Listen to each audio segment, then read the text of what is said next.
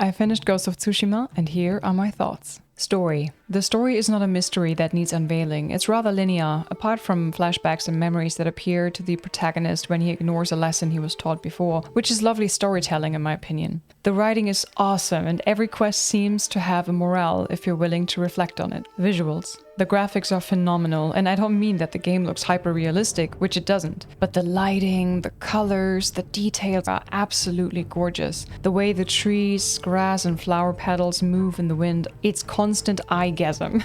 Even sheathing your katana after a kill looks amazing. Soundtrack. Every track sounds like it was created for a movie from one of those big Hollywood companies. Paired with the cinematics, they create pure epicness. Gameplay.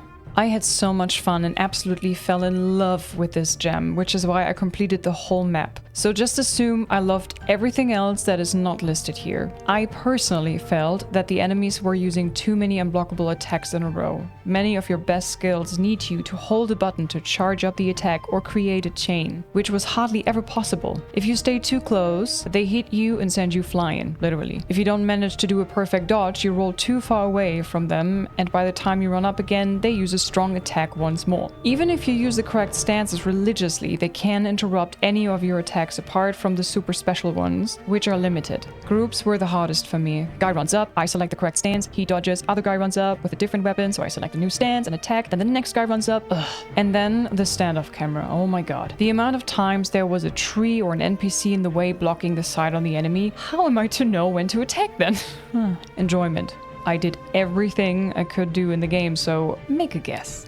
Difficulty. I started it on normal, but since I changed my plans and started to do everything, battles against bosses got a bit too easy. I switched it to hard for the rest of the game. The bosses were still easier than mobs of enemies for me. Hard difficulty sadly ruined the standoffs for me, which was one of my favorite things before. The time window was impossible for me to hit for some reason. I don't know. Audience. I'd say 16 and above. Grind.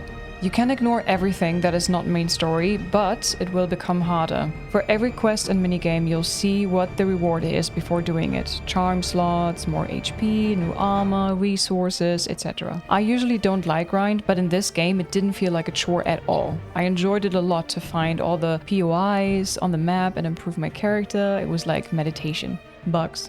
Nothing I genuinely call a bug, more like minor glitches. Replayability.